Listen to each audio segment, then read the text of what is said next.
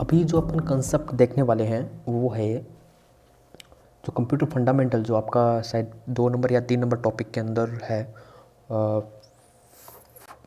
Concept of file and it's type. देखिए, ये जो टॉपिक है फाइल एंड इट्स टाइप का जो कंसेप्ट है वो अपन ऑपरेटिंग सिस्टम है। ऑपरेटिंग सिस्टम जो बेसिक कंप्यूटर इंस्ट्रक्टर है उसमें तो एज ए इंट्रोडक्शन बेस्ड है, बट जो सीनियर कंप्यूटर इंस्ट्रक्टर है उसमें इन डेप्थ अपन इसको डिस्कस करेंगे, फाइल एंड इट्स टाइप को और फाइल सिस्टम को भी, ऑपरेटिंग सिस्टम वाले सब्जेक्ट में। तो अभी हम इसका थोड़ा सा एक टॉपिक कवरेज के रिगार्डिंग कुछ देख लेते हैं ताकि अपना ये टॉपिक एक बार क्लियर हो जाए। देखिए, file and it's type, files को पहले मैं बताने से पहले कुछ बेसिक चीज़ें हैं वो आपको जाननी ज़रूरी है। और इसका बेसिक कहाँ से स्टार्ट होता है, देखिए क्या होता है कि आपकी जो सेकेंडरी मेमोरी है, देखिए सेकेंडरी मेमोरी में क्या क्या आता है, आपकी हार्ड डिस्क आती है, लाइक सीडी ड्राइव्स वगैरह वो आ जाती है, और आपकी फ्लॉपी अभी तो यूज़ नहीं होती लेकिन फ्लॉपी डिस्क टाइप की है, पेन ड्राइव्स है आपकी, ठीक है। ये जो है हार्ड डिस्क इम्पोर्टेंट है, ये सेकेंडरी मेमोरी में आती है। जो भी चीज़ें अपन परमानेंटली स्टोर कर पा रहे हैं वो सेकेंडरी मेमोरी है। प्राइमरी मेमोरी में रैम आती है, रोम आती है, ठीक है। तो अभी सेकेंडरी मेमोरी में क्या होता है कि जो जैसे मान लीजिए ये आपकी हार्ड डिस्क है, मैं अभी एक कंसेप्चुअल व्यू दे रहा हूँ उसका। हार्ड डिस्क फिजिकली तो आप देखोगे इसमें डिस्क्स होती है ऐसे, और रीड राइट हेड होता है सबके ऊपर, ऐसा हार्ड डिस्क का इंटरनल स्ट्रक्चर होता है। उसको भी अपन डिस्कस करेंगे। इनका सीक टाइम क्या होता है, इस पर ट्रैक्स होते हैं, सेक्टर्स होते हैं, वो कैसे अगर कोई डेटा रीड करना है तो कैसे रीड करेंगे, कितना टाइम लगेगा उसको मूव करने में, रोटेट करने में, तो इसका भी अपन देखेंगे। लेकिन अभी एक कंसेप्चुअल व्यू आप एक बार देख लीजिए। जो भी सेकेंडरी मेमोरी है आपकी, जैसे मान लो हार्ड डिस्क है, तो क्या होता है कि जो एक यूनिट जो होती है मान लीजिए उसको, जैसे जहाँ अपना डेटा स्टोर होने वाला, जो भी ये हार्ड डिस्क होगी, जैसे मान लीजिए ये पूरी हार्ड डिस्क आपके पास, उसका एक यूनिट जो होगा उसको अपन क्या करते हैं कि सिंपली ये समझिए कि हार्ड डिस्क को अपन डिवाइड किया हुआ होता है, और जो एक यूनिट जो होती है उसको ब्लॉक बोलते हैं। ब्लॉक, इसी ब्लॉक के अंदर अपना डेटा स्टोर होता है। जैसे अपन कोई फाइल क्रिएट करते हैं, डॉक्यूमेंट फाइल क्रिएट करते हैं अपन, कोई मूवी क्रिएट करते हैं, कोई वीडियो, जो भी फाइल्स अपन क्रिएट करते हैं, देखिए जो भी डेटा अपन को कंप्यूटर में स्टोर करना होगा वो अपन फाइल्स की टर्म में ही स्टोर कर पाएंगे। इंडिपेंडेंटली मान लो कोई भी डेटा, अगर मान लो आपको कुछ लाइंस लिख के भी स्टोर करनी है तो आपको नोटपैड ओपन करना पड़ेगा, या आपको वर्ड की फाइल ओपन करके उसमें कुछ डेटा लिख के फिर इसको स्टोर करना पड़ेगा। यानी कि ये चीज़ इंपॉर्टेंट है। जो भी अपन कंप्यूटर में स्टोर करेंगे, जो भी चीज़, जो भी इंफॉर्मेशन हो, जो भी डेटा हो, जो भी चीज़ आपको इंफॉर्मेशन जो स्टोर करनी है वो एज ए फाइल के थ्रू ही अपन स्टोर कर पाएंगे। यानी कि फाइल जो टर्म है वो बहुत ही ज़रूरी हो जाता है यहाँ पर जानना कि एक्चुअली फ़ाइल क्या है। तो जो भी डेटा अपन स्टोर करने वाले हैं, जो भी चीज़ें अपन स्टोर करने वाले हैं, जैसे मान लो कि वो चाहे मूवी हो, चाहे ऑडियो फाइल हो, चाहे कोई टेक्स्ट फाइल हो, चाहे कोई एक्सेल की फ़ाइल हो, या कोई पीडीएफ हो, जो भी चीज़ होगी वो एक फ़ाइल होगी जो डेटा या इन्फॉर्मेशन आपका कंटेन करेगी। तो अब ये फाइल है वो आपकी सेकेंडरी मेमोरी में हार्ड डिस्क में कैसे सेव होगी। तो मैंने जैसे बताया, हार्ड डिस्क जो होती है वो चंक्स में डिवाइड होती है। जैसे मान लो ये पूरी आपकी हार्ड डिस्क है, ठीक है, ये हार्ड डिस्क डिवाइडेड होगी, और जो मिनिमम यूनिट होगी इस हार्ड डिस्क की उसको ब्लॉक बोलेंगे अपन। हो सकता है ये फाइल जो आपकी है वो 3 ब्लॉक्स में स्टोर हो, मान लो कि ये और ये पूरी एक फाइल है, ठीक है, ये एक फाइल हो गई, और ये फाइल 2 है। हो सकता है जैसे मान लो कि आपका मान लो कि ये ब्लॉक है, ये एक ब्लॉक है यहाँ मिडल में एक हार्ड डिस्क के, तो ये ब्लॉक जो है हो सकता है आपकी केवल इतना सा फुल ही हो, केवल मान लो कि जैसे 512 MB का ब्लॉक है ये, तो हो सकता है आपका 1 बाइट की ही फाइल हो, तो ये पूरा ब्लॉक इसके लिए रिजर्व हो गया, ठीक है। और सिंपली दूसरे केस में बोल सकते हैं अपन स्पैन्ड। कुछ टर्मिनोलॉजीज़ हैं जो पहले अपन बेसिक क्लियर करते हैं, उसके बाद अपन फाइल और इसके टाइप्स के बारे में अपन डिस्कस करेंगे। तो फर्स्ट जो चीज़ है, इम्पोर्टेंट चीज़ ये हो गई, जो भी आपकी सेकेंडरी मेमोरी होगी, सेकेंडरी मेमोरी होगी वो ब्लॉक्स में डिवाइड होगी। ब्लॉक्स, ये स्मॉलेस्ट यूनिट होगी वहाँ पर, जहाँ पर अपनी फाइल स्टोर होगी। जैसे फाइल्स, जो फाइल आप स्टोर कर रहे हो सकता है 3 ब्लॉक कंटेन करे या 2.5 ब्लॉक कंटेन करे, यानी कि जैसे ये 3 ब्लॉक हैं, आपकी फाइल यहाँ तक तो पूरा इन 2 ब्लॉक को पूरा कवर कर रही है, ठीक है, और इस ब्लॉक को आधा ही कवर कर रही है, तो ये आधा ब्लॉक जो है वो वेस्ट चला जाएगा, उसको अपन अलग तरीके से यूटिलाइज करेंगे, ठीक है। तो ये चीज़ इंपॉर्टेंट है, जो हार्ड डिस्क है या जो भी सेकेंडरी मेमोरी है आपकी, वो ब्लॉक्स में डिवाइड होती है। फर्स्ट इंपॉर्टेंट थिंग ये है, ठीक है। तो अभी अपन डिस्कस करते हैं फाइल्स के बारे में। तो क्या होता है कि जो ऑपरेटिंग सिस्टम है आपका, जैसे विंडो ऑपरेटिंग सिस्टम है, आप मोबाइल में जैसे एंड्रॉयड का ऑपरेटिंग सिस्टम काम में लेते हो, तो ऑपरेटिंग सिस्टम का मैं बेसिक थोड़ा सा बताता हूँ। जैसे कि मान लो ये हार्डवेयर है, ये हार्डवेयर जैसे मान लो आपके कंप्यूटर में प्रोसेसर होता है, ALU होता है, अर्थमेटिक लॉजिक यूनिट जो अर्थमेटिक का काम करती है, कंट्रोल यूनिट्स होते हैं, कैशे मेमोरी होती है, उसमें रजिस्टर्स होते हैं, ये आपके प्रोसेसर के अंदर होते हैं। इसके बाद होता है मान लो कि रैम है, और हार्डवेयर हो गए जैसे प्रिंटर्स हैं और मॉनिटर हैं, आपकी कीबोर्ड है, माउस है, जो विजिबल चीज़ें हैं उनको अपन हार्डवेयर के टर्म में देखते हैं, ठीक है। अब क्या होता है, अब इन हार्डवेयर के ऊपर अपन, ऐसा नहीं है कि हार्डवेयर पर डायरेक्ट ही एप्लीकेशन बना लेते हैं। ऐसा होता है जैसे मान लीजिए कि आपने एक वॉशिंग मशीन के लिए, वॉशिंग मशीन है जिसमें एक डिस्प्ले यूनिट लगा हुआ है और 3-4 बटन यहाँ पर लगे हुए हैं, ठीक है, ये इंडिकेटर है, ठीक है। तो इस हार्डवेयर के लिए आपने डायरेक्ट एक एप्लीकेशन प्रोग्राम बना लिया, ठीक है। But in terms of computer आपको क्या करना है, जो भी चीज़ अभी इसमें जो एप्लीकेशन आपने बनाया है ये डेडिकेटेड एप्लीकेशन है।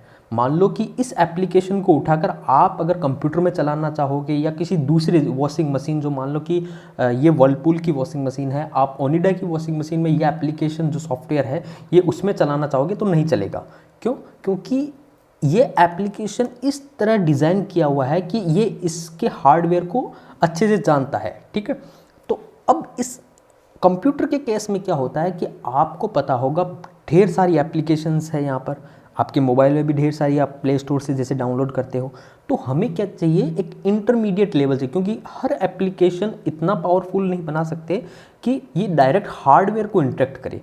तो अपन क्या करते हैं, एक मिडिल लेयर ऑपरेटिंग सिस्टम बनाते हैं, जो अब एप्लीकेशंस जो होंगे वो पहले, जैसे मान लो एप्लीकेशन जो होंगे वो पहले ऑपरेटिंग सिस्टम को इंस्ट्रक्ट करेंगे कोई काम करने के लिए, ये ऑपरेटिंग सिस्टम हार्डवेयर को इंस्ट्रक्ट करेगा। तो यहाँ एक जो लेयर है, एप्लीकेशन जो है आपके पास, एप्लीकेशन सॉफ्टवेयर है, जैसे मान लो कि वर्ड MS ऑफिस है या जो भी सॉफ्टवेयर है, जैसे मान लो VLC वगैरह है, जो भी है, तो पहले ये ऑपरेटिंग सिस्टम को इंस्ट्रक्ट करेंगे कि मुझे ये काम करना है, तो देन ऑपरेटिंग सिस्टम उस हार्डवेयर से वर्क परफॉर्म करवाएगा। तो ये एक ऑपरेटिंग सिस्टम का बेसिक है। ऑपरेटिंग सिस्टम एक इंटरफेस की तरह काम करती है। एप्लीकेशन, जो आपकी एप्लीकेशंस हैं, यहाँ एप्लीकेशन ढेर सारी एप्लीकेशंस हो सकती है, ठीक है, जो ऑपरेटिंग सिस्टम पर वर्क करती है। जैसे कि अपन बेसिक आइडिया समझते हैं कि कोई भी अगर एप्लीकेशन बनाना चाहते हैं अपन, तो उसके लिए बेसिक चीज़ यही होती है कि कौन से प्लेटफॉर्म पर बनानी है। जैसे आपको अगर मान लो एंड्रॉयड पर बनानी है तो एंड्रॉयड स्टूडियो या जो भी IDE है, जो भी उस प्लेटफॉर्म पर बनाने के लिए उस प्लेटफॉर्म के IDE पर अपन को एप्लीकेशन डेवलप करनी होती है, ठीक है। अब मान लीजिए आपकी एप्लीकेशन डेस्कटॉप के लिए है, तो उस प्लेटफॉर्म, जो विंडो के प्लेटफॉर्म पर चलने वाली एप्लीकेशंस हैं, वो उस हिसाब से अपन को डिज़ाइन करनी होती है, ठीक है। ये एक इंपॉर्टेंट टर्म है, ऑपरेटिंग सिस्टम क्या होता है। और हार्ड डिस्क जो मिनिमम जो यूनिट होती है, जो मिनिमम एड्रेसेबल यूनिट बोल सकते हैं, जो अपन हार्ड डिस्क को डिवाइड किया हुआ होता है, और जो मिनिमम जो डिवाइड जो चंक होता है उसको हम ब्लॉक बोलते हैं, ठीक है। एक तो ब्लॉक के बारे में हो गया, और एक अपन ऑपरेटिंग सिस्टम का बेसिक कंसेप्ट अपन को पता चल गया, ठीक है। अब अपन चलते हैं जो फाइल्स होती है। अब एक सिंपल टर्म्स देखिए अपन, फाइल क्या होता है।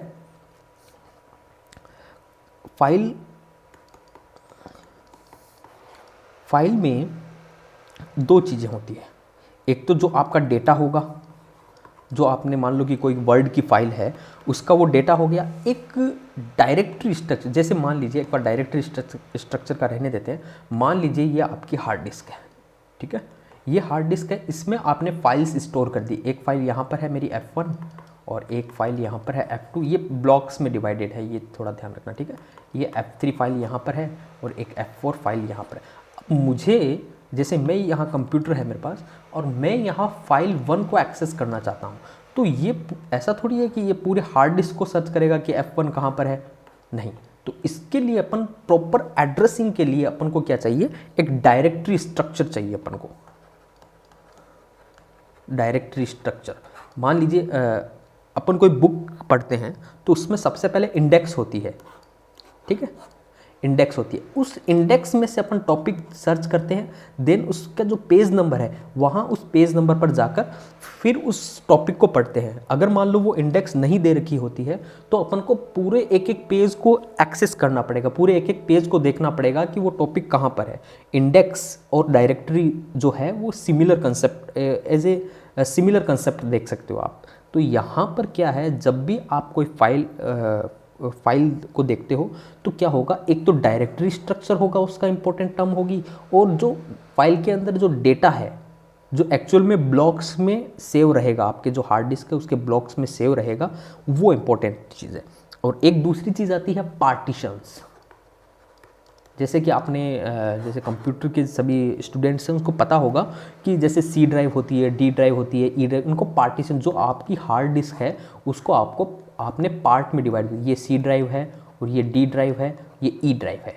अब क्या होगा, जब भी आप पार्टीशन, आप देखना, जब भी आप पार्टीशन क्रिएट करते हो तो सबसे पहले ये पार्टीशन क्रिएट करने के लिए पूछता है कितना स्पेस आपको उस पार्टीशन को देना है, प्लस उस पार्टीशन के लिए डायरेक्टरी स्ट्रक्चर क्या होगा।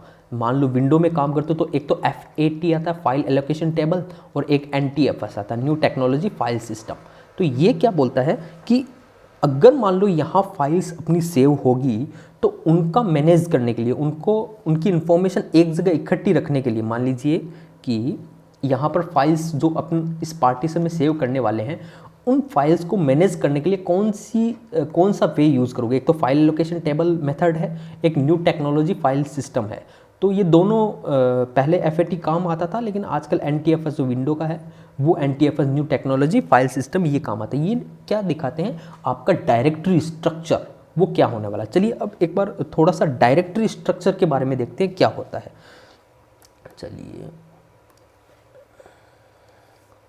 देखिए क्या होता है कि आपकी, मान लीजिए ये हार्ड डिस्क है, और जैसे मैंने बताया हार्ड डिस्क जो होती है ब्लॉक्स में डिवाइड होती है। अब मान लीजिए ये मान लीजिए यहाँ 3 ब्लॉक हैं, ये फाइल 1 हो गई, ये फाइल 1 हो गई, ये फाइल 1 हो गई, यहाँ से फाइल 2 स्टार्ट। इस ब्लॉक का एड्रेस मान लीजिए 1000 है, 100 है, इसका 150 है, इसका 200 है, ठीक है। तो डायरेक्टरी स्ट्रक्चर आपका क्या बताएगा, तो डायरेक्टरी स्ट्रक्चर आपका जो डायरेक्टरी स्ट्रक्चर जो होगा, स्ट्रक्चर जो इस पार्टीशन, मान लीजिए एक ही अपने हार्ड डिस्क का एक ही पार्टीशन है, डायरेक्टरी स्ट्रक्चर बताएगा आपकी फाइल्स किस हिसाब से सेव है और फाइल्स की इंफॉर्मेशन क्या होगी। जैसे मान लीजिए यहाँ फाइल 1 है और लोकेशन क्या है इसकी 100, सॉरी यहाँ पर मैं 100 कर देता हूँ, यहाँ 150, यहाँ 200। तो फाइल 1 आपकी 100 पर है, फाइल 2 आपकी 150 पर है और फाइल 3 आपकी 200 पर है। अब क्या होगा, ये डायरेक्टरी स्ट्रक्चर जो भी होगा, जो डायरेक्टरी स्ट्रक्चर होगा, जब भी आप फाइल 2 को एक्सेस करना चाहोगे तो ये फाइल 2 पर पहले डायरेक्टरी स्ट्रक्चर में सर्च करेगा आपकी फाइल 2 कहाँ पर है, फिर ये लोकेशन उठाएगा, फिर 152 पर यहाँ पर चला जाएगा, ये फाइल 2 है, ये फाइल 3 है, ठीक है, तो यहाँ पर चला जाएगा, ठीक है। तो इससे क्या है, अपना एक्सेस जो है वो फास्ट हो गया। एक दूसरी चीज़ ये भी थी, अगर मान लो कि ये डायरेक्टरी स्ट्रक्चर नहीं होती अपने पास तो क्या होता कि अपन को इस हार्ड डिस्क को ज़्यादा टाइम एक्सेस करना पड़ता। समझ रहे हो बात को, मतलब अपना जो CPU है, CPU से अलग पार्ट है ये, यहाँ प्रोसेसर होगा। जैसे ही आप कंप्यूटर पर एक फाइल पर डबल क्लिक करते हो तो उसको हार्ड डिस्क में सारे ब्लॉक्स को सर्च करना पड़ेगा। जहाँ ये फाइल आ रही है। लेकिन इस केस में क्या होगा कि ये पहले इस वाले टर्म को यहाँ सर्च कर लेगा कि आपकी फ़ाइल कौन सी, जैसे F2 वाली फ़ाइल है तो वो 150 वाली लोकेशन से स्टार्ट हो रही है, तो ये डायरेक्ट 150 वाली लोकेशन पर जाके यहाँ से डेटा आपको रैम में ला के दे देगा। नहीं तो अगर क्या करना होता, इससे पहले अपन क्या करते हैं कि रैम के बारे में थोड़ा सा पढ़ते हैं, ठीक है। क्या होता है कि जब भी आपको कोई चीज़ एक्सेस करनी होती है, आप हार्ड डिस्क से एक्सेस नहीं कर सकते, आपका प्रोसेसर रैम से एक्सेस करेगा डायरेक्ट, ठीक है। जो भी डेटा होगा वो पहले रैम में आएगा, देन प्रोसेसर उसको एक्सेस करेगा, ये इंपॉर्टेंट है, ठीक है। अगर मान लो यहाँ डायरेक्टरी स्ट्रक्चर का कोई कंसेप्ट अगर इम्प्लीमेंट नहीं करते हैं अपन, तो क्या होगा, हर ब्लॉक को पहले यहाँ रैम में लेकर आना पड़ेगा, फिर इसको प्रोसेसर चेक करेगा कि क्या ये एग्जैक्ट जो यूज़र ने डिमांड की है वो एग्जैक्ट फाइल है या नहीं। तो इससे क्या होगा, अगर आपके पास 100 और बहुत सारी फाइल्स हैं आपके कंप्यूटर में तो काफ़ी ज़्यादा टाइम कंज्यूमिंग होगा। लेकिन अगर डायरेक्टरी स्ट्रक्चर का अपन ने इम्प्लीमेंट कर रखा है तो ये क्या करेगा, पहले इस डायरेक्टरी स्ट्रक्चर को रैम में लेकर आ जाएगा। अब रैम के अंदर आ गया तो रैम के अंदर पहले इसको सर्च कर लेगा, फिर यहाँ पर जो भी फाइल आपको एक्सेस करनी है वो F2 की जो लोकेशन है, जैसे कि यहाँ दे रखा होगा, वो लोकेशन पे जाके उस फाइल को एक्सेस कर लेगा। अगर मान लो डायरेक्टरी स्ट्रक्चर नहीं होता तो कितने ब्लॉक्स अपन को रैम के अंदर लेकर आने पड़ते। अब हो सकता है ये मान लो कि ये जो डायरेक्टरी स्ट्रक्चर है ये एक ही ब्लॉक में स्टोर हो, ठीक है। अगर मान लो यहाँ पर 100 फाइल्स हैं, 100 फाइल्स हैं, तो आपको क्या करना पड़ता, 100 फाइल्स को यहाँ लेकर आना पड़ता पहले, फिर उसको यहाँ से रीड करना पड़ता, तो 100 एक्सेस हो जाते, 100 यहाँ से ब्लॉक्स को यहाँ, अगर मान लो हर फाइल एक ब्लॉक कंटेन करती है अपनी, तो हर 100 ब्लॉक्स को लेकर आना पड़ता। अब ये डायरेक्टरी स्ट्रक्चर यहाँ पर है तो ये क्या करेगा, पहले एक ब्लॉक को यहाँ लेकर आएगा और नेक्स्ट एक ब्लॉक में अपन फाइल को एक्सेस कर लेंगे, यानी टोटल 2 ब्लॉक को ही एक्सेस करना पड़ेगा। और इस केस में क्या करना पड़ेगा, मैक्सिमम 100 ब्लॉक्स को अपन को एक्सेस करना पड़ सकता है। हो सकता है कि आपको अगर फाइल 1 को ही एक्सेस करना पड़े और फर्स्ट चांस, अगर आप लकी हो तो फर्स्ट चांस में F1 यहाँ पर आ जाए और फिर आप उसको एक्सेस कर लो, तो उस केस में एक ही ब्लॉक एक्सेस रिक्वायर्ड होगा। लेकिन जो भी कंप्यूटर में चीज़ें हैं, हमेशा उस चीज़ का वर्स्ट केस जो एकदम जो लास्ट होता है, कि मान लो हो सकता है, पॉसिबिलिटी हो सकती है कि जो आप फाइल डिमांड कर रहे हो वो यहाँ लास्ट में हो, तो ये पूरी 99 फाइल को यहाँ लेकर आएगा, फिर कंपैरिजन करेगा कि वो फाइल रिक्वायर्ड है तो ठीक है। अगर मान लो ये लास्ट वाली फाइल रिक्वायर्ड है तो अपन को यहाँ से टोटल फाइल्स को देखते हुए आना पड़ेगा। तो इस केस में क्या हो सकता है कि 100 फाइल्स यहाँ पर अपन को 100 ब्लॉक्स एक्सेस करने पड़ेंगे, क्योंकि अपन ने यहाँ पर मान लिया है कि एक फाइल अपनी एक ब्लॉक कंज्यूम करती है।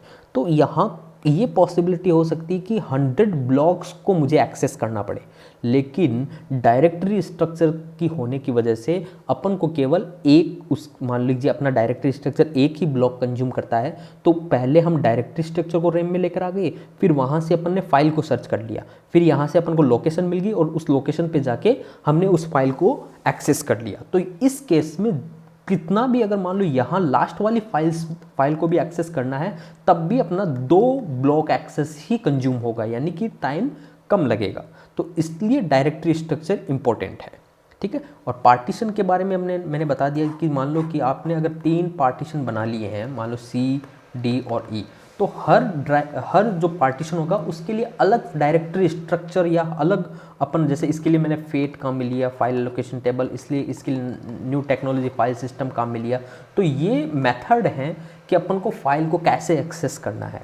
फाइल एलोकेशन टेबल में, जैसे मैं बेसिक आइडिया एक बार बता देता हूँ, तो फाइल एलोकेशन टेबल में क्या होता है कि ऑपरेटिंग सिस्टम जो आपका है वो एक टेबल मेंटेन करता है। टेबल में यहाँ पर जैसे रो होगी, सारी यहाँ रो होगी, और यहाँ क्या होंगे, जितने भी ब्लॉक्स हैं, मान लीजिए आपकी हार्ड डिस्क में 0 से लेके 100 ब्लॉक हैं यहाँ पर, तो 0 से लेके 100 ब्लॉक है, तो यहाँ 0 से 100 की एंट्री होगी।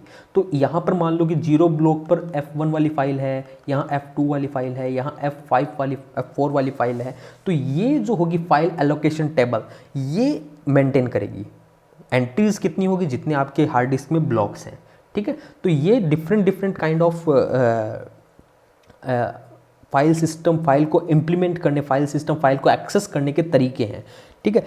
अभी अपन क्या करते हैं कि आपका इतना इन डेप्थ नॉलेज नहीं है जो बेसिक कंप्यूटर इंस्ट्रक्टर है, अपन सीनियर कंप्यूटर इंस्ट्रक्टर की जो प्रिपरेशन करेंगे उसमें अपन पूरे फाइल सिस्टम के बारे में कंसेप्ट समझेंगे कि कैसे किसी फाइल को ब्लॉक एलोकेट होता है, अगर मान लो किसी फाइल को डिलीट करते हैं तो कैसे वो ब्लॉक इरेज होकर कैसे फ्री ब्लॉक वाले में क्यू में या लिंक लिस्ट में ऐड हो जाता है। तो इन चीज़ों को डिस्कस करेंगे। और अलग अलग डायरेक्टरी स्ट्रक्चर के अलग अलग स्ट्रक्चर्स भी होते हैं, डायरेक्टरी डिफरेंट डिफरेंट टाइप की भी होती है, जैसे ट्री डायरेक्टरी हो गई, सिंगल लेवल डायरेक्टरी हो गई, असाइक्लिक ग्राफ डायरेक्टरी टाइप का कुछ हो गया। तो ये चीज़ें अपन सीनियर जो कंप्यूटर इंस्ट्रक्टर होगा जो ऑपरेटिंग सिस्टम का पार्ट है, ऑपरेटिंग सिस्टम ही यहाँ पर फाइल सिस्टम को की फैसिलिटी प्रोवाइड कर रहा है। आप देखिए क्या होता है कि आप एक यूज़र हैं, ठीक है, आपके हिसाब से तो फाइल क्या है, आपके हिसाब से मान लो ये डॉट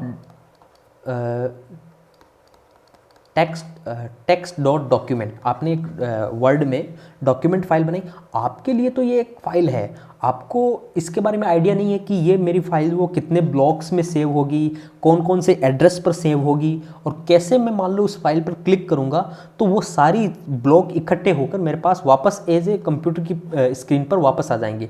तो अपन जो इस फाइल को क्या बोल सकते हैं, एब्स्ट्रैक्ट डेटा टाइप। एब्स्ट्रैक्ट का मतलब क्या होता है, छुपी हुई चीज़। एब्स्ट्रैक्ट मतलब कुछ चीज़ें हमसे छुपा ली गई है, ठीक है। एब्स्ट्रैक्ट जैसे अब ऑपरेटिंग सिस्टम उस फाइल को कैसे देखेगा, ऑपरेटिंग सिस्टम उस फाइल को ब्लॉक्स के कलेक्शन में देखेगा। जैसे मान लो आपकी ये फाइल थी, उसको ब्लॉक 1 ब्लॉक इस ब्लॉक के कलेक्शन में देखेगा, और हो सकता है कि ये ब्लॉक आपके हार्ड डिस्क में डिफरेंट डिफरेंट लोकेशन पर स्टोर हो। मान लीजिए ये आपकी हार्ड डिस्क है, ठीक है। अब आपको मान लो आपकी फाइल ने 4 ब्लॉक कंज्यूम किए हैं, तो हो सकता है एक ब्लॉक यहाँ पर हो, एक ब्लॉक यहाँ पर हो, एक ब्लॉक यहाँ पर हो, एक ब्लॉक यहाँ पर हो। तो डिफरेंट डिफरेंट लोकेशन पर हो, नहीं हो सकता कि ये भी हो सकता है कि कंटिन्यूस ब्लॉक में हो, ऐसा भी हो सकता है कि आपके जो फाइल होगी वो कंटिन्यू ब्लॉक में हो, और हो सकता है कि उसको ब्लॉक कंटिन्यूस में नहीं मिले, तो डिफरेंट डिफरेंट ब्लॉक्स में उसने उस फाइल को स्टोर कर दिया। तो इसने क्या किया, ऑपरेटिंग सिस्टम ने जो आपकी फाइल थी उससे ये डेटा छुपा लिया आपसे।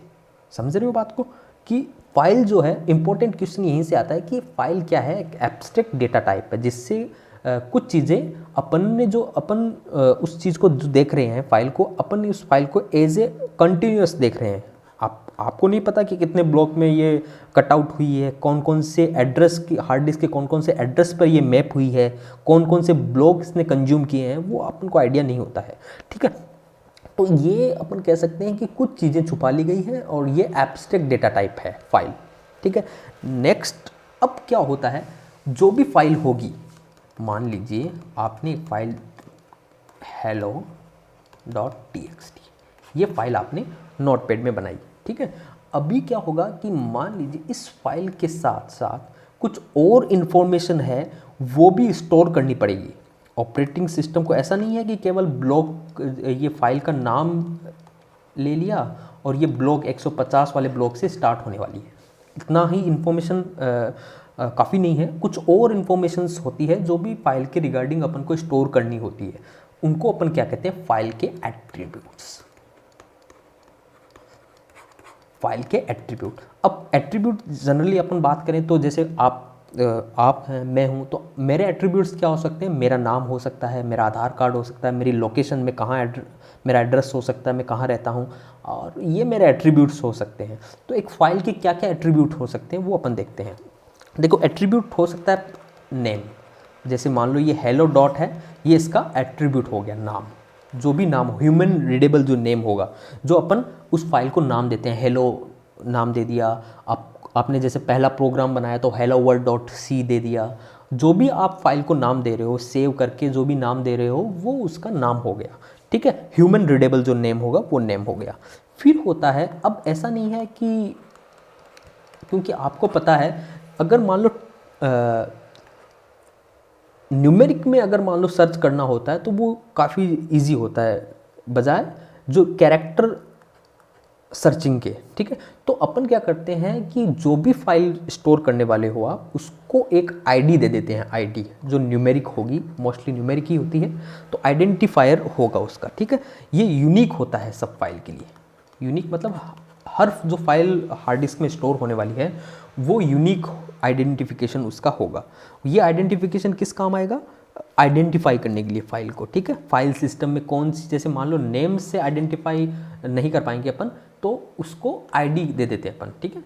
तीसरी चीज़, अगर एट्रीब्यूट के टाइप हो सकता है उसका, जैसे कि मान लो मैंने यहाँ क्या लिखा है, .txt, यानी अपने फाइल का टाइप क्या है, टेक्स्ट फाइल है या डॉक्यूमेंट फाइल है या एक्सेल की फाइल है और पीडीएफ है, जो भी फाइल की टाइप होगा वो भी स्टोर करना पड़ेगा। ये भी इंपॉर्टेंट है क्योंकि जब भी अपन वापस उसको एक्सेस करना चाहेंगे तो कौन सी एप्लीकेशन उसके बिहाफ पर रन होनी चाहिए। जैसे अपन डॉक्यूमेंट फाइल है, जो वर्ड की फाइल है, उस पर क्लिक करते हैं तो एमएस वर्ड अपने आप चल जाता है। तो ये डिपेंड करता है आपका जो फाइल का टाइप क्या है, उस टाइप के जो एक्सटेंशन भी बोलते हैं और टाइप भी बोलते हैं, तो टाइप जो है उस हिसाब से अपन एप्लीकेशन को रन करवा देंगे। अगर मान लो अगर उस एप्लीकेशन जो फाइल है आपकी, उसका एप्लीकेशन आपने अपने ऑपरेटिंग सिस्टम में इंस्टॉल नहीं कर रखा है, तो वो आपको एक पॉपअप मैसेज दे देता है कि भाई एग्जैक्ट किस एप्लीकेशन में ओपन करनी है।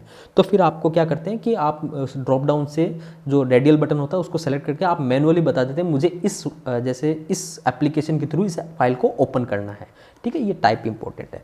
फोर्थ चीज़ होगी लोकेशन। मान लीजिए ये फाइल कहाँ स्टोर है, जैसे मैंने बताया था 150 वाले ब्लॉक पर स्टार्ट हो रही है, 150 वाले ब्लॉक पर है ये फाइल, तो ये लोकेशन हो गई, ठीक है, उसको एक्सेस करने के लिए, ठीक है। और फिर होता है इसका एट्रीब्यूट और साइज़, उस फाइल की साइज़ क्या है, ठीक है। और दूसरी प्रोटेक्शन। प्रोटेक्शन क्या होगा, जैसे मान लीजिए आपने कोई फाइल बनाई, वो केवल आपने उसमें प्रोटेक्शन डाल दिया कि केवल मैं ही राइट कर सकता हूँ और बाकी लोग इसे रीड करें, तो आपने उसमें प्रोटेक्शन डाल दी, ठीक है। तो इसको बोल सकते हैं कि आपने एक्सेस कंट्रोल देने के लिए कि कौन कौन इसको रीड कर सकता है, कौन कौन इसको राइट कर सकता है। जैसे कुछ फाइलें होती है जो आप विंडो की एडमिन से लॉगिन करोगे तभी डिलीट कर पाओगे, तो ठीक है, डिलीट कर पाओगे या उनको ओपन कर पाओगे, तो वो प्रोटेक्शन यहाँ भी दी जाती है, ठीक है। यानी कि फाइल्स के एट्रीब्यूट क्या क्या हो सकते हैं, वो पॉसिबल उससे ज़्यादा, कुछ ऑपरेटिंग सिस्टम में उससे ज़्यादा भी एट्रीब्यूट हो सकते हैं, और कुछ यानी कि ये कुछ जनरल एट्रीब्यूट्स हैं कोई भी फाइल के, कोई भी ऑपरेटिंग सिस्टम में जो एट्रीब्यूट्स मेंटेन करने होते हैं अपन को। फिर होता है टाइम, और जैसे डेट, ठीक है। टाइम क्या है, उस फाइल को जब आपने क्रिएट किया, लास्ट एक्सेस किया, तो उसका टाइम और डेट क्या है। तो ये कुछ जनरल एट्रीब्यूट्स हैं जो अपन काम में लेते हैं फाइल के, ठीक है। तो अभी हम देखते हैं कुछ, ये तो फाइल के एट्रीब्यूट हो गए।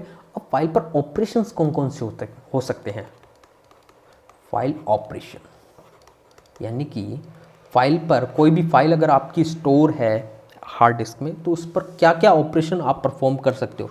बेसिक हो सकता है, कुछ ऑपरेटिंग सिस्टम कुछ एक्स्ट्रा ऑपरेशंस भी प्रोवाइड करवाएं, लेकिन कुछ बेसिक ऑपरेशंस हैं फाइल पर जो प्रिमिटिव है, मतलब बेसिक ऑपरेशंस हैं जो कि हिसाब से होने ही चाहिए, ठीक है। जैसे कि मान लो क्रिएटिंग, फाइल को क्रिएट करना। जब भी आप नई फाइल क्रिएट करते हो तो ये ऑपरेशन होता है, क्रिएटिंग ए फाइल, ठीक है। ऑपरेशन एक और हो सकता है राइटिंग, फाइल के अंदर कंटेंट राइट करना। क्रिएटिंग फाइल, जब भी जैसे कि आप इसको प्रैक्टिकली देखिए, जब भी आप एमएस वर्ड ओपन करते हो तो सबसे पहले आप जैसे ही टाइप करते हो वो कहीं भी स्टोर नहीं होता है, ठीक है। अगर मान लो बीच में अगर लाइट चली भी जाती है कि आपने सेव नहीं किया उसको, तो वो क्या होता है कि आपका जितना भी डेटा लिखा हुआ होगा, क्योंकि क्या होता है, ये प्रोसेसर होता है और रैम, जो भी फाइल जैसे वर्ड ओपन हुआ है तो आप रैम में वो चीज़ें लिख रहे हो आप, ठीक है। रैम में आपने जो एमएस वर्ड ओपन किया उसमें आपने ढेर सारा टाइप कर दिया और अचानक लाइट चली गई, तो जब भी आप वापस कंप्यूटर स्टार्ट करते हो तो क्या होता है कि आपको वो फाइल नहीं मिलती है। आप वर्ड स्टार्ट करोगे तो वो फाइल आपका जो जितनी मेहनत आपने की है वो नहीं मिलेगी। तो इसके लिए क्या होता है कि जैसे ही आप Ctrl+S दबाते हो या उसको सेव करते हो फाइल को, तो वो क्या होती है, हार्ड डिस्क में जाके सेव हो जाती है। जैसा कि आपको काफ़ी लेक्चर्स में काफ़ी पहले से पता होगा, रैम नॉन वॉलेटाइल मेमोरी है और ये वॉलेटाइल मेमोरी है, यानी जो भी चीज़ होगी लाइट जाने के बाद इसमें नष्ट हो जाएगी, ख़त्म हो जाएगी, कुछ भी नहीं बचेगा। एज ए फ्रेश वापस, जैसे ही लाइट वापस आप टर्न ऑन करोगे अपने कंप्यूटर को, वो एज ए फ्रेश होगी, वहाँ कुछ भी नहीं होगा आपके पास। और जो हार्ड डिस्क होती है वॉलेटाइल, मतलब यहाँ पर सॉरी, ये वॉलेटाइल मेमोरी है, ये नॉन वॉलेटाइल मेमोरी है, ठीक है, नॉन वॉलेटाइल और वॉलेटाइल, ठीक है। यहाँ आपकी डेटा है वो सेफ रहेगा, ठीक है। अभी क्या होता है कि आपने ये भी देखा होगा, कभी कभी आपके पास जैसे ही लाइट चली जाती है, वापस जैसे ही आप कंप्यूटर टर्न ऑन करते हो तो साइड में एक बार आता है जैसे वर्ड के, कि भाई मैंने कुछ ऐसी चीज़ें थी जो मैंने पीरियोडिकली स्टोर कर ली थी। क्या होता है कि कुछ एक टाइमर लगा होता है यहाँ पर, टाइमर क्या करता है कि आप जैसे मान लो आपने सेव नहीं किया, विंडो की बात कर रहा हूँ मैं, विंडो की बात कर रहा हूँ, उसमें क्या टाइमर, जैसे आप लिख रहे हो एक फिक्स टाइम के बाद ये क्या करता है, ये जो भी डेटा आपने लिखा है ये हार्ड डिस्क में सेव कर देगा। जब भी वापस आप लाइट आएगी आपके पास, टर्न ऑन करोगे कंप्यूटर को, तो ये डेटा उठा के ये विंडो में वापस लेकर आ जाएगा, ताकि आपका डेटा लॉस ना हो। ये टाइमर इसमें काम करता है। लेकिन अगर आपने कंट्रोल एस दबा के उस फाइल को सेव कर लिया, तो आपके पास क्या हो गई, ये क्रिएटिंग ए फाइल क्रिएट हो गई है। फाइल क्रिएट में क्या होगा, एक तो जो डायरेक्टरी स्ट्रक्चर है, पहले तो आपके डेटा स्टोर हो जाएगा, जो भी ब्लॉक अलोकेट होगा उसको, फिर जो डायरेक्टरी स्ट्रक्चर जो आपका है उसमें उस फाइल की एंट्री आ जाएगी कि ये फाइल है आपकी और ये 150 नंबर वाले ब्लॉक पर होगी, ठीक है। तो ये यानी कि क्रिएटिंग ए फाइल में दो काम हो गए, एक तो आपका ब्लॉक अलोकेट हो गया उस फाइल को, और दूसरी चीज़ क्या होगी, यानी कि मतलब उस फाइल को आपका जो हार्ड डिस्क में स्पेस था वो अलोकेट हो गया, और सेकंड चीज़ क्या थी, डायरेक्टरी स्ट्रक्चर में उसकी एंट्री हो जाएगी, ठीक है। राइटिंग ए फाइल, अब एक ऑपरेशन हो सकता है राइटिंग ए फाइल। अब फाइल में कुछ राइट करना है, ठीक है। अब मान ले फाइल आपने कुछ फाइल में लिख दिया, ठीक है, उस फाइल में अपन राइट कर सकते हैं। अभी क्या है कि इसमें एक चीज़ इंपॉर्टेंट है। अब मान लो आपने कुछ फाइल को क्रिएट करते टाइम कुछ चीज़ें लिख दी और उसको सेव कर दिया, और आपकी हार्ड डिस्क में सेव हो गई और डायरेक्टरी स्ट्रक्चर में उसकी एंट्री हो गई, यानी कि पहला पार्ट कंप्लीट हो गया, क्रिएटिंग ए फाइल हो गया। आपने मान लीजिए कि उस फाइल में कुछ 2-3 वर्ड्स ही लिखे थे, फिर आपको ज़रूरत पड़ी कि वापस मुझे उस फाइल में कुछ ना कुछ लिखना है, तो आप उस फाइल को क्लिक करोगे तो वो फाइल आपके सामने ओपन होगी। तो अब आपको उस फाइल में कुछ लिखना है, तो क्या होगा, आपने कभी नोटिस किया होगा, जो भी आपकी फाइल है उसमें जो लास्ट, जब आपने जो भी चीज़ लिखी है, दिस इज़ माई जैसे, तो यहाँ आपका जो कर्सर होगा वो यहाँ पर आता है। तो इसके लिए क्या करते हैं कि ये जब भी डायरेक्टरी स्ट्रक्चर में फाइल को स्टोर करेगा, तो एक अपन राइट पॉइंटर, मतलब आपने कहाँ तक राइट किया है, उस राइट पॉइंटर की डेटा, राइट पॉइंटर का जो इंफॉर्मेशन होगा वो भी स्टोर करेगा। तो यहाँ क्या हो गई, एक राइट पॉइंटर, ठीक है, राइट पॉइंटर, यानी कि कहाँ से वापस राइट स्टार्ट करना है। तो राइटिंग ए फाइल इंपॉर्टेंट हो गया। एक ऑपरेशन ये होता है रीडिंग ए फाइल। अब फाइल को रीड करना है, तो अपन ने जैसे ही फाइल को ओपन किया, तो जैसे मान लो आपने पीडीएफ को कभी ओपन किया होगा, पीडीएफ के जैसे मान लो काफ़ी बार होता है कि जिस पेज से अपन ने उस पीडीएफ को बंद किया था, उसी पेज जैसे ही वापस उस पर क्लिक करते हैं तो उसी पेज से वापस स्टार्ट होता है। तो इसके लिए भी क्या करते हैं, जब भी इसके लिए भी सेम ही है, रीड पॉइंटर स्टोर कर लो फाइल के साथ ही, रीड पॉइंट, अगर रीडिंग ये फाइल कर रहे हैं तो रीड पॉइंटर भी अपन स्टोर कर लेते हैं उसमें, ठीक है। और क्या हो सकता है कि मान लो कि रिपोजिशनिंग ए फाइल, रीपोजिशनिंग ए फाइल मतलब, इसको मैं ढंग से लिख देता हूँ, पोजीशनिंग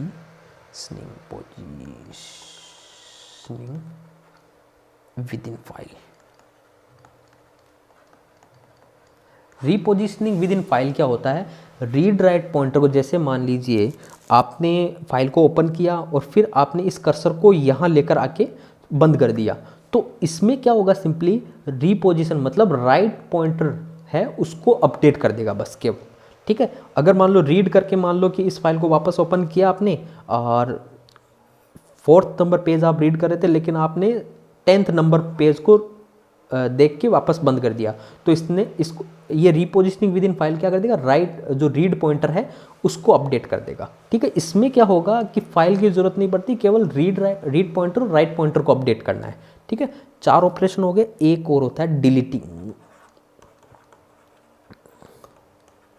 डिलीटिंग ए फाइल, फाइल को डिलीट करना, सॉरी डिलीटिंग ए फाइल मतलब फाइल को अपन को डिलीट करना है। जैसे ही अपन फाइल को डिलीट करते हैं तो इसमें क्या होगा, जैसे फाइल को क्रिएट करते टाइम अपन ने ब्लॉक उस फाइल को अलोकेट किए थे हार्ड डिस्क में और एक डायरेक्टरी स्ट्रक्चर में उसकी एंट्री की थी, तो फाइल को डिलीट करेंगे तो उस ब्लॉक को फ्री कर देंगे और उस डायरेक्टरी स्ट्रक्चर जो डायरेक्टरी है अपनी उससे उसको डिलीट कर देंगे, उस एंट्री को डिलीट कर देंगे। ठीक है, ये डिलीटिंग फाइल हो गया। एक इंपॉर्टेंट ऑपरेशन इसका और है, मैं नेक्स्ट पेज इसको लिख लीजिए आप। क्रिएटिंग ए फाइल, मैं एक बार वापस इनको बोल रहा हूँ, शायद राइटिंग किसी को समझ में नहीं आई तो।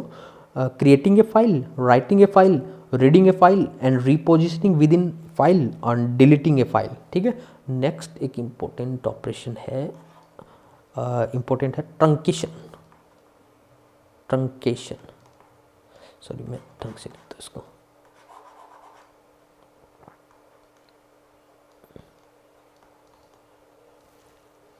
ट्रंकेटिंग, ट्रंकेशन ऑफ फाइल।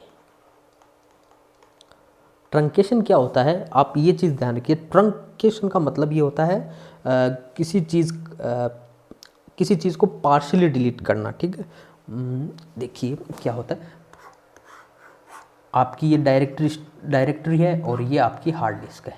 ठीक है, आप चाहते हो कि मेरी फाइल तो बनी रहे, डायरेक्टरी स्ट्रक्चर में एंट्री रहे उसकी, बट जो हार्ड डिस्क में जो ब्लॉक्स इसको अलोकेट हैं वो फ्री हो जाए।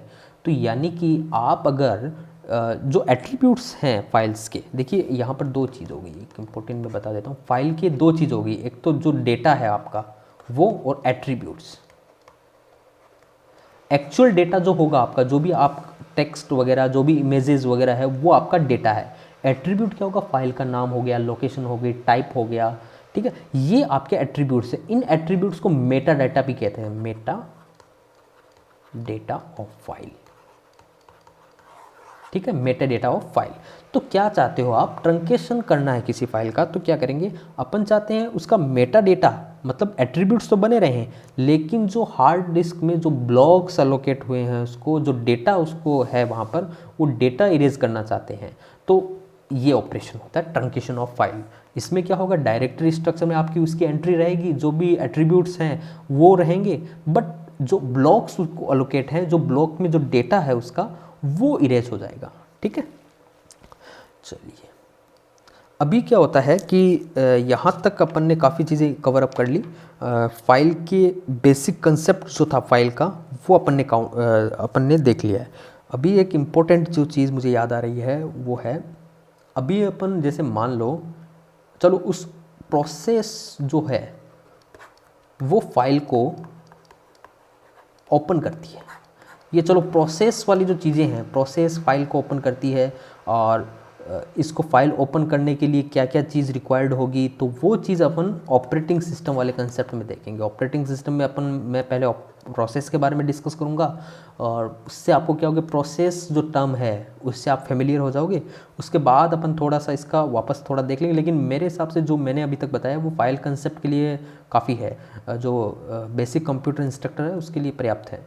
तो इसको यहाँ पर रहने देते हैं, क्योंकि इसके लिए आपको प्रोसेस के बारे में थोड़ा सा बताना पड़ेगा। प्रोसेस एक ऑपरेटिंग सिस्टम में भी काफ़ी लंबा चौड़ा टॉपिक है। प्रोसेस है, प्रोसेस का शेड्यूलिंग है, उसका प्रोसेस सिंक्रोनाइजेशन है, और सिंक्रोनाइजेशन जब बात आती है तब डेडलॉक की बात आ जाती है। तो ये चीज़ भी इम्पॉर्टेंट है। तो अपन ऑपरेटिंग सिस्टम जो कवर करेंगे तो इसको फाइल सिस्टम को अपन एक बार वापस देख लेंगे। ठीक है, तो अभी अपन क्या करते हैं, डिफरेंट टाइप्स हैं यहाँ फाइल्स के, जैसे एक्सटेंशन के हिसाब से डिफरेंट टाइप्स हो सकते हैं फाइल्स के। मैं उनको बता देता हूँ आपको, जैसे कि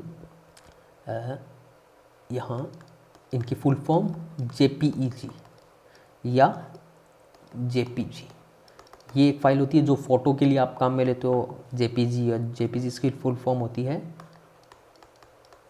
जॉइंट फोटोग्राफिक एक्सपर्ट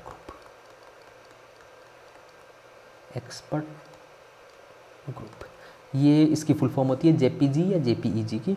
ये क्या होता है कि देखिए कि इसका एक ही है कि कंप्रेस हो जाती है इमेज, बट जो क्वालिटी है, कलर है, जो ग्राफिक है वो क्लियरली रहता है। जैसे जैसे आप सेव करते रहोगे इसकी क्वालिटी कंप्रेस होती रहेगी, कम साइज़ की होती है और कंप्रेस्ड होती रहेगी, ठीक है।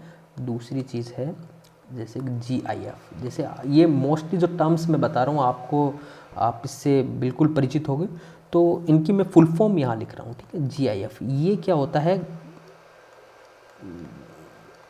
Graphics interchange format, interchange format. जैसे कि ये क्या, इसको आप लिख लो शॉर्ट एनिमेशन, एनिमेटेड फाइल। जैसे कि आपने कभी देखा होगा GIF, जैसे मान लीजिए कि कैसे बताऊँ, GIF जैसे कि जिसमें 3-4 इमेजेस एक साथ होती है, वो वापस में इन्फिनिट लूप की तरह रिपीट होती रहती है। जैसे कि मान लो आपने कहीं देखा होगा मेल में आता है save tree, save paper, save treat, वो रिपीट होता रहता है। मतलब छोटी साइज़ की होती है लेकिन एनिमेटेड होती है। उसमें क्या कलेक्शन होता है फाइल्स का, जो फोटोज़ का, वो फोटोज़ क्या है कि इन्फिनिट लूप पर रिपीट होती रहती है, ठीक है। ये GIF होती है, ठीक है। नेक्स्ट देखते हैं SVG। SVG तो ये है scalable vector graphics, scalable vector graphics. तो ये क्या होता है, जैसे लोगो है, स्मॉल जो फोटो है वो हाई डेफिनेशन में आपको दिखानी है। मोस्टली लोगो जो होते हैं वो इसमें डिज़ाइन होते हैं, SVG लोगो हुए। और जैसे कि मान लो छोटे छोटे जो ऑब्जेक्ट्स हैं उनको अपन हाई डेफिनेशन में इसको SVG में दिखाते हैं, ठीक है। SVG हो गया। इनका मोस्टली आपको इतना डेप्थ में नहीं है, केवल आपको फुल फॉर्म पता होनी चाहिए और किस टाइप का है SVG। जो भी ये मैं बता रहा हूँ इमेज टाइप के, इमेज से रिलेटेड है, ठीक है। PNG, PNG क्या होता है, पोर्टेबल नेटवर्क ग्राफिक्स, ठीक है। और एक होता है TIF,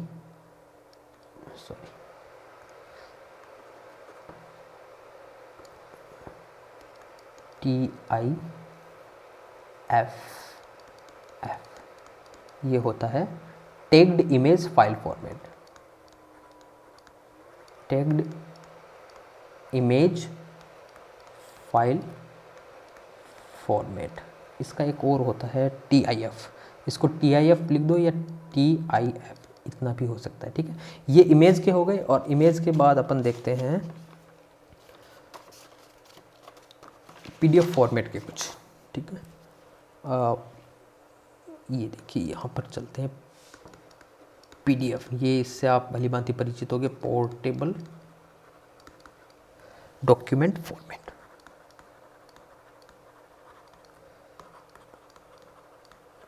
ठीक है। PDF हो गया। देन वर्ड डॉक्यूमेंट के लिए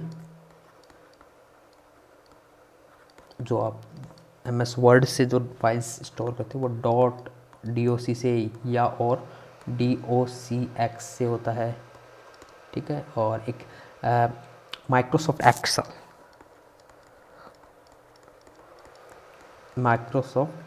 इसका जो एक्सटेंशन है, जो फाइल टाइप होगा वो XLS और हो सकता है XLSX, ठीक है। 9 नंबर देखते हैं टेक्स्ट फाइल, इसका क्या होगा .txt, ठीक है।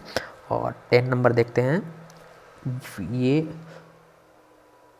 ये देखिए 10 नंबर देखते हैं। ये अभी अपन वीडियो से रिलेटेड देखते हैं। वीडियो से रिलेटेड क्या क्या फॉर्मेट हो सकते हैं फाइल के। MP4 है, ये होगा moving picture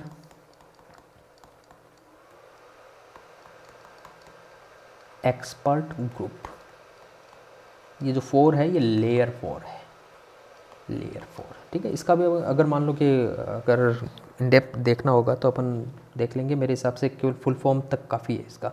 MP4 moving picture expert group layer 4, ये 4 लेयर 4 के लिए, ठीक है। एक और होता है AVI। AVI क्या होता है? Audio video interleave, audio video interleave, ठीक है। ये AVI जो था माइक्रोसॉफ्ट ने बनाया था, ठीक है। जो वीडियो का फॉर्मेट है माइक्रोसॉफ्ट, ठीक है, माइक्रोसॉफ्ट। 12 नंबर देखते हैं, एक है MOV। MOV है quick time movie file, quick time movie file, ये एप्पल ने बनाया था, ठीक है, मैक के लिए, ठीक है। एक है FLV, FLV है फ्लैश वीडियो फॉर्मेट।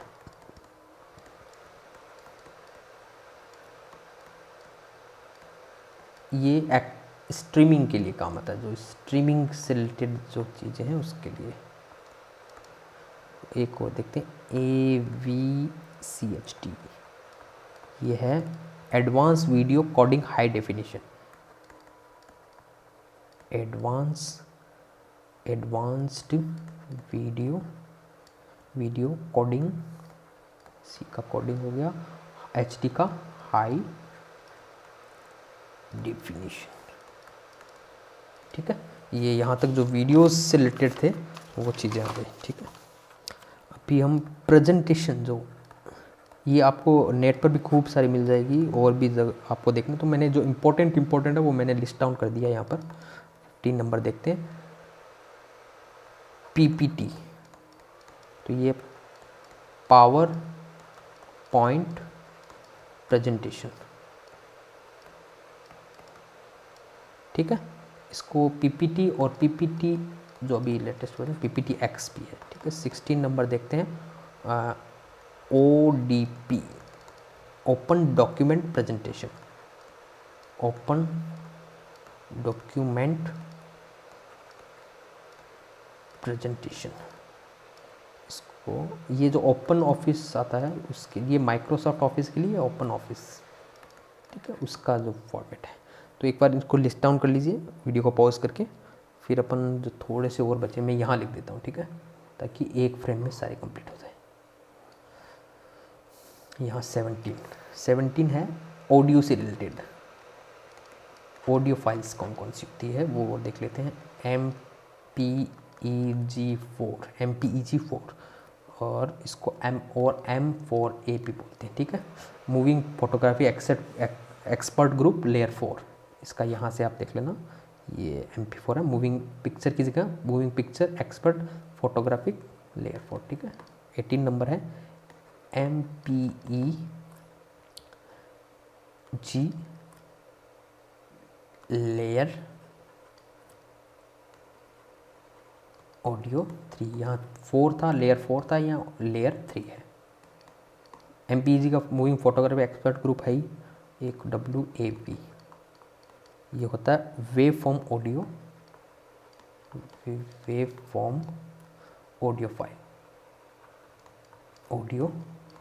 फाइल, ये 19 मैंने आपको बताई है। तो ये इम्पोर्टेंट जो मुझे लगी थी तो वो मैंने लिस्ट डाउन कर दी है, ठीक है।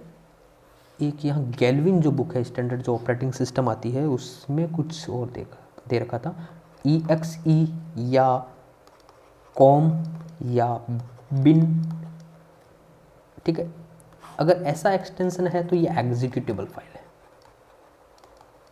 जो भी आप एप्लीकेशन प्रोग्राम वगैरह बनाते हो उसका एक एग्जीक्यूटेबल, जैसे उस आइकन पर क्लिक करते हो तो वो एग्जीक्यूट हो जाती है। जैसे मान लो MS वर्ड का एक EXE फाइल का आइकन आपके स्टार्ट मेनू में होता है, ठीक है, उस पर देखना एक्सटेंशन, राइट क्लिक करके .exe होता है जो डायरेक्ट एग्जीक्यूटेबल हो, ठीक है। एक तो ये हो गया। नेक्स्ट OBJ और OB होता है केवल, ये ऑब्जेक्ट फाइल होता है। एग्जीक्यूटेबल फाइल और ऑब्जेक्ट फाइल में डिफरेंस ये होता है, जैसे मान लो आपने प्रोग्राम लिखा, आप एक डेवलपर हो, आपने प्रोग्राम लिखा हेलो वर्ड का या किसी का भी आपने प्रोग्राम लिखा, .c में सेव कर दिया। अब आप इसको कंपाइल करते हैं तो ये एक ऑब्जेक्ट फाइल बन जाती है, ठीक है। कंपाइल्ड फाइल या ऑब्जेक्ट फाइल, जो या जावा में लिखते हो तो ये बाइट कोड हो जाता है, कंपाइल्ड प्रोग्राम जो होगा, कंपाइल्ड फाइल जो होगी वो ऑब्जेक्ट फाइल होगी आपकी, ठीक है। फिर आप इसको एग्जीक्यूट करते हैं, फिर वो .exe की फाइल बनती है। तो ऑब्जेक्ट फाइल ये हो गई, फिर आपकी सोर्स, जो ये फाइल जो होती है, ये जिसमें आपने कोड लिखा है उसको अपन कहते हैं सोर्स फाइल, सोर्स कोड। इसका एक्सटेंशन कुछ भी हो सकता है, देखो मान लो सी में लिखा तो सी हो गया, C++ का भी सी हो जाएगा, और अगर जावा में लिखा .java हो गया, ठीक है। ये असेंबली लैंग्वेज में लिखा .asm आ जाएगा, ठीक है, ये इंपॉर्टेंट। और फिर होती है बैच फाइल। बैच फाइल्स क्या होती है, जैसे मान लो आप नोटपैड में डायरेक्ट आप ऑपरेटिंग सिस्टम को उसके सिस्टम कॉल पर कमांड दे रहे हो। जैसे आपने ऑपरेटिंग सिस्टम को क्या होता है, जो भी चीज़ें ऑपरेटिंग सिस्टम के थ्रू आपको करवानी होती है उसके कुछ सिस्टम कॉल्स हैं, उनको अपन कॉल करते हैं। तो उन सिस्टम कॉल्स को आपने सीधे नोटपैड में लिख दिया तो वो बैच फाइल बन जाती है। इसका भी अपन एग्जाम्पल करेंगे, लेकिन इसका देखो एक्सटेंशन क्या, .bat, ठीक है। जैसे आपने बनाया होगा कि 5 मिनट के बाद अपने आप आपका सिस्टम बंद हो जाना चाहिए, या 5 मिनट के बाद वो हेलो का आपका मैसेज आना चाहिए। तो ऐसे बैच फाइल से आप बना सकते हो, उसमें आपको डायरेक्ट कमांड्स लिखने होते हैं, ठीक है। और वर्ड प्रोसेस, जैसे टेक्स्ट फाइल अपन ने देख ही लिया, टेक्स्ट के लिए .txt होता ही है, ठीक है, टेक्स्ट फाइल के लिए देख लिया। और मल्टीमीडिया के लिए अपन ने देख लिया MPEG, और जो भी अपन ने प्रीवियस स्लाइड में देखा था। तो मेन जो इम्पोर्टेंट जो फाइल फॉर्मेट्स थे, फाइल के टाइप्स थे, वो इम्पोर्टेंट अपने सारे डिस्कस कर लिए। और फाइल का जो कंसेप्ट है बेसिक, किस प्रकार आपकी फ़ाइल स्टोर होती है हार्ड डिस्क में, और कैसे उसको अपन एक्सेस कर पाते हैं, और फाइल जो डायरेक्टरी स्ट्रक्चर है, जो भी फाइल्स उस पार्टीशंस में मौजूद है, उनको कैसे इफ़ेक्टिवली एक्सेस कर पाएंगे, वो चीज़ अपन ने एक बार इंट्रोडक्शन लेवल का कुछ देख लिया, ठीक है। अभी ये जो फाइल एंड इट्स टाइप वाला, file concept and it's type वाला मेरे हिसाब से कंप्लीट है। और ऑपरेटिंग सिस्टम में अपन क्या करेंगे, इसको थोड़ा और इन डेप्थ, इसको थोड़ा और नज़दीक से इसको देखेंगे कि कैसे फाइल सिस्टम वर्क करता है। जब भी आप कोई फाइल बनाते हो, वो कैसे उसको ब्लॉक्स हार्ड डिस्क के अलोकेट होते हैं, अगर उस फाइल को डिलीट करते हो तो वो ब्लॉक्स कैसे रिलीज़ होते हैं, वो ब्लॉक्स कैसे जो फ्री ब्लॉक्स हैं उसकी लिस्ट में ऐड होते हैं, और कैसे डिफरेंट डायरेक्टरी, जो अपनी डायरेक्टरी स्ट्रक्चर जिसमें आपके फाइल्स के एट्रीब्यूट्स, फाइल्स की मतलब इंडेक्सिंग है, फाइल कैसे, कौन सी फाइल कहाँ पर है, वो डायरेक्टरी स्ट्रक्चर अपन देखेंगे। अगर डिफरेंट यूज़र आ जाते हैं, अगर मल्टी यूज़र ऑपरेटिंग सिस्टम आप बना रहे हो, तो उस केस में फाइल सिस्टम कैसे वर्क करेगा। तो ये चीज़ें पे अपन ऑपरेटिंग सिस्टम का जो कंसेप्ट पढ़ेंगे उसका, क्योंकि आफ्टर ऑल ये जो फाइल सिस्टम की जो सुविधा दे रहा है वो ऑपरेटिंग सिस्टम दे रहा है। तो अपन क्योंकि ऑपरेटिंग सिस्टम का ये काम है फाइल सिस्टम, ठीक है। और भी काम है ऑपरेटिंग सिस्टम के, जैसे मेमोरी मैनेजमेंट का काम है, प्रोसेस का सिंक्रोनाइजेशन का काम है, प्रोसेस को शेड्यूलिंग का काम है। तो ये भी ऑपरेटिंग सिस्टम के काम है। तो अपन ऑपरेटिंग सिस्टम जब सब्जेक्ट को कवर करेंगे तब इस चीज़ को, फाइल सिस्टम को एक बार वापस रीटच कर लेंगे, ठीक है। चलिए इस क्लास को हम यहीं वाइंड अप करते हैं। Thank you.